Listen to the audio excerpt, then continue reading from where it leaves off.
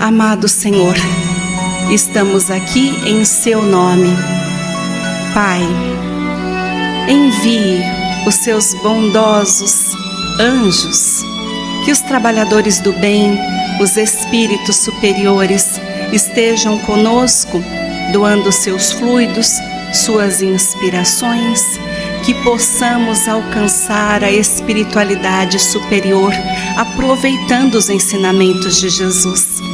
E que o Mestre esteja entre nós, radiante, com seus braços abertos. Gloriosa noite teremos em contato com Jesus. Pai, que seja possível ser amparada pelo mentor Erasmo Gurgel, que este trabalho transcorra com paz e harmonia, e eu possa ser tua serva mais uma vez, imensamente agradecidos. Graças a Deus, graças a Jesus. A palestra de hoje tem como tema perdão. Perdão é um processo mental ou espiritual que tem por objetivo cessar ressentimento contra alguém ou contra si mesmo. É uma habilidade que precisa de treino. E vocês vão dizer, mas por que precisa treinar? Infelizmente, no mundo em que vivemos, nós estamos sempre sofrendo com injúrias, discriminações, pequeninos ataques de seres encarnados e desencarnados. Então nós precisamos aprender a não nos afligirmos com isso e nem guardarmos ressentimentos, para que realmente nosso aperfeiçoamento e a nossa evolução sejam adequados, aproveitando ao máximo esta reencarnação. Nós vamos utilizar inicialmente o Evangelho de Lucas, capítulo 17, versículos 3 e 4. Se teu irmão pecar contra ti, repreende-o. Se ele se arrepender, perdoa. Se pecar contra ti 7 vezes no dia e vier dizendo, arrependo-me, perdoa. No livro 70 vezes 7, Richard Simonetti vai nos esclarecer que Jesus, durante os 3 anos de sua missão, peregrinou, sempre abordando este tema, o perdão. E no 3º ano, Pedro faz a pergunta famosa em Mateus 18, 21 e 22, Senhor, quantas vezes terei de perdoar o irmão que pecar contra mim? Será até 7 vezes? Isso porque, segundo a orientação rabínica, seria conveniente perdoar até 3 vezes. Pedro mostra que compreendeu os ensinamentos de Jesus e eleva este limite para 7. Mas Jesus vai além. Não te digo que até 7 vezes, mas 70 vezes, 7 vezes, o que equivale a perdoar sempre. Então, Richard Simonetti vai nos explicar que o ideal é não revidar, e sim relevar todas as ofensas. Ele explica que o ressentimento mina as nossas energias e enfraquece o nosso sistema imunológico. Acrescenta dizendo que existe grande quantidade de males físicos e psíquicos que são provenientes do autoenvenenamento, que é quando nós nutrimos mágoas no lar, no trabalho e na sociedade de forma geral. E agora nós trazemos a primeira reflexão. Lembremos a última vez que ficamos ressentidos com alguém. Eu me recordo. Naquela ocasião, você percebeu se o seu sistema imunológico caiu? Você percebeu que de repente teve uma gripe, uma indisposição, dor de estômago talvez? Quando isso acontece, nós podemos nos sentir realmente doentes. Então é o primeiro indício de que você se contaminou com o mal, de que você ficou ressentido. E isso é normal porque nós somos humanos, mas nós precisamos tratar o mal. Então ele explica que convenientemente o perdão evita que você se nutra do próprio veneno.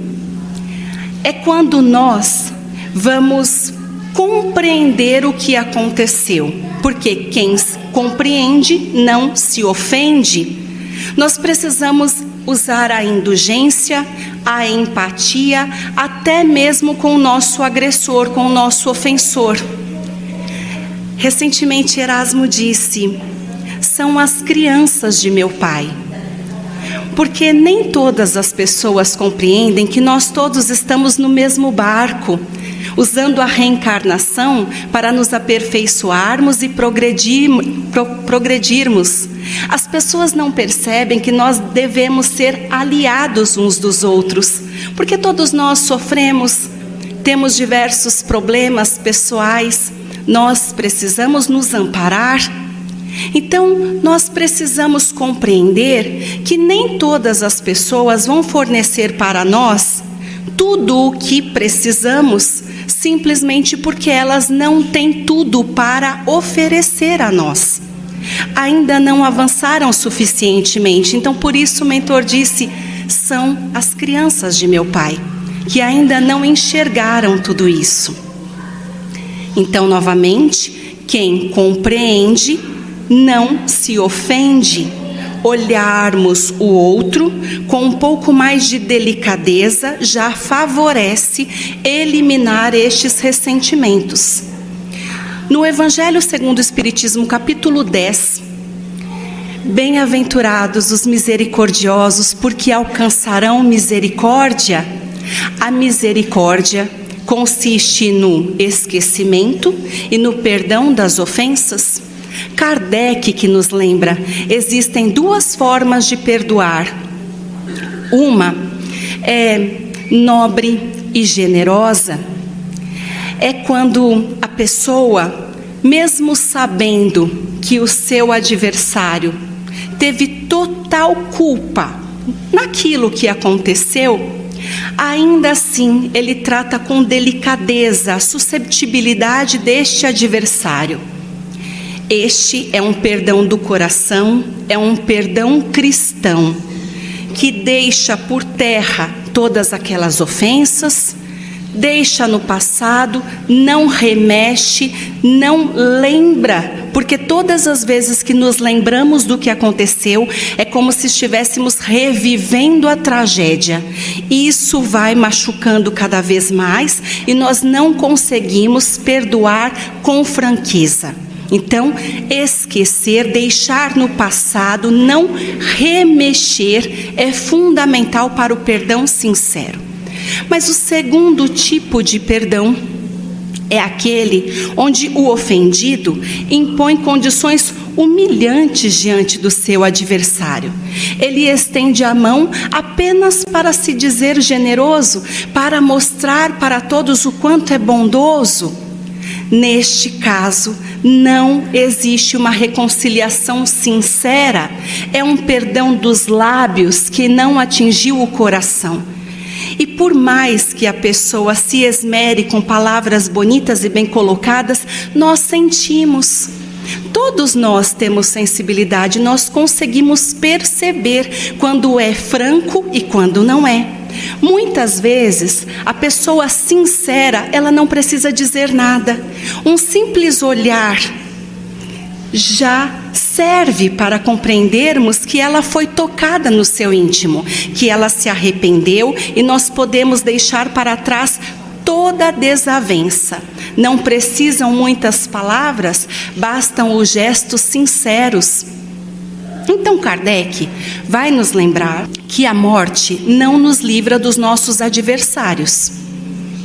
Até porque os espíritos vingadores, eles nos perseguem com ódio e preferem que estejamos encarnados, ou seja, menos livres, presos no corpo físico, para que possam nos prejudicar em nossos interesses e afeições. Kardec diz que esta é a causa da maioria das obsessões, subjugações e possessões. E ainda afirma que Deus permite que isso aconteça, exatamente porque faltamos com indulgência e caridade, deixando de perdoar. O correto é reparar o mal que foi feito, deixar tudo no passado, relacionar-se com o adversário a ponto de realizar o perdão fraternal, como Jesus nos pede, e extinguir as desavenças antes da morte. Mas lembra que Deus não deixa vítima de perseguições, de obsessões, aquele que sabe perdoar. Então, a pessoa que realmente perdoou, que está liberta destas desavenças, ressentimentos, esta pessoa não será vítima. Deus não permite que isso aconteça, seria uma injustiça. Então nós nos recordaremos de um trecho de Mateus capítulo 5, versículos que vão de 24 e 25. Reconcilia-te com o teu adversário enquanto está a caminho com ele, para que ele não te entregue ao juiz e este ao ministro, e não seja colocado na cadeia. Em verdade vos digo, não sairá de lá enquanto não pagar o último ceitil. Reconcilia-te enquanto está a caminho com ele, enquanto estão encarnados. É muito mais fácil para nós estabelecermos a paz e a reconciliação enquanto estamos encarnados. Kardec ainda traz uma frase que eu achei excelente, dizendo que o espírita, ele deve se esquecer do mal que lhe fazem e se entregar ao bem que ele pode fazer. Existem tantos trabalhos que são úteis para nós e para nossos semelhantes, tantas tarefas árduas que vão nos permitir o nosso real aperfeiçoamento. Então, quando alguém fizer o mal para nós, quando surgir diante de nós um adversário, que deixemos este irmão entregue ao Senhor e nós possamos nos envolver com as tarefas nobres que o Pai deseja que façamos. Deus conhece o coração de cada um de nós, nos reconhece no íntimo. Pode ser que cada um de nós ainda não tenhamos compreendido nossas qualidades e defeitos, mas o Pai nos reconhece perfeitamente. Bendito será o irmão que possa dizer: eu não tenho nada contra ninguém. Um trechinho do Evangelho de Mateus, capítulo 6, versículo 15. Se não perdoar aos homens, tampouco vosso Pai que está nos céus vos perdoará as ofensas.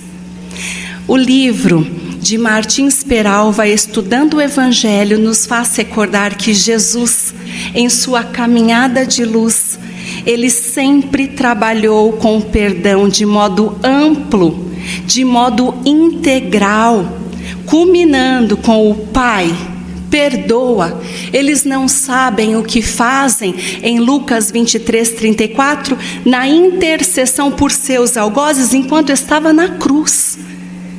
Depois de todos os martírios que Jesus sofreu, de todas as agressões que Jesus passou, simplesmente porque amou a humanidade e desejava trazer o seu evangelho de glória, ele passou pelo final na cruz e ainda assim suplicou ao Pai que tivesse misericórdia de todos os seus ofensores.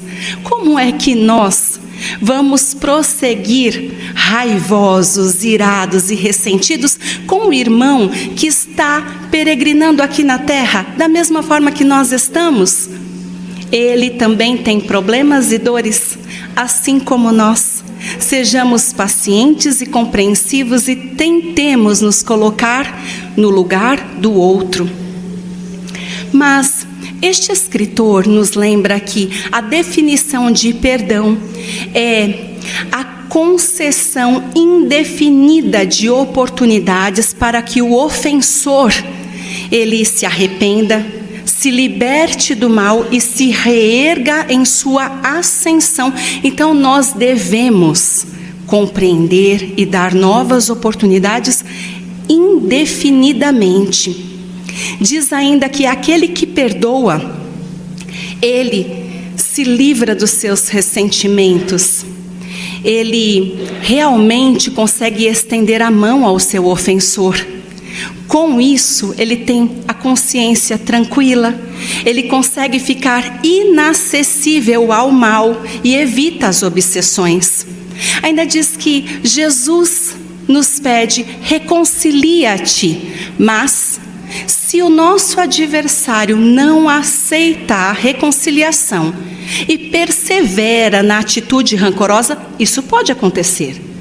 Pode acontecer que eu queira me reconciliar com esta pessoa, mas ela esteja muito mais ofendida do que eu e não deseje uma reaproximação. Não é o momento dela. O que eu faço? Martins Peralva diz que a questão seja esquecida. Calma, espera um pouco. Permita que ela tenha o tempo dela de te olhar diferente. Porque a represália constitui chaga ao coração.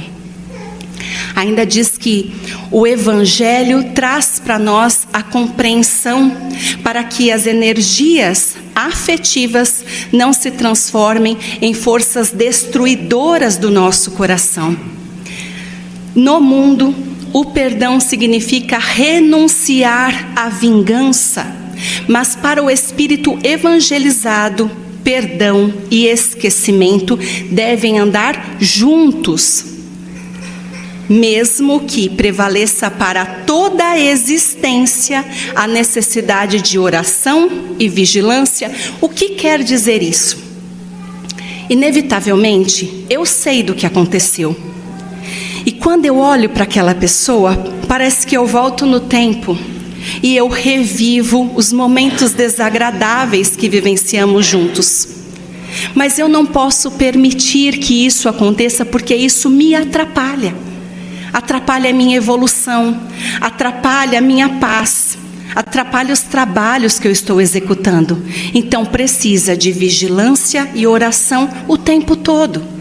Se todas as vezes que eu olho para essa pessoa, eu volto no passado e me envolvo com o mal novamente, que eu então seja mais vigilante, que a minha fé seja ainda maior, que eu ore mais, que Deus esteja comigo, que Jesus seja o meu modelo, que eu me recorde de que eu tenho que fazer este trabalho, perdoar este irmão e aniquilar o mal que existe entre nós. Lembrando que os espíritos que partiram sem o nosso perdão, que desencarnaram, desejosos de uma reconciliação, mas naquele momento eu estava tão doída que eu não quis perdoar.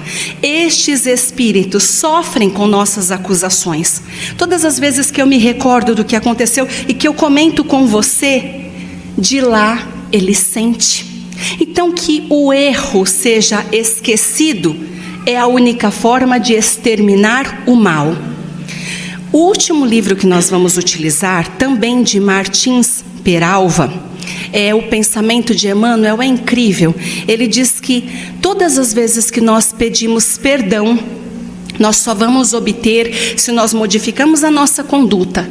Então, se eu sei que eu estou praticando mal e eu logo em seguida peço perdão, Senhor, eu errei, me dê forças para prosseguir, eu vou obter o perdão do Pai, mas eu preciso me modificar. As boas ações são a melhor prece, porque os atos valem mais do que as palavras.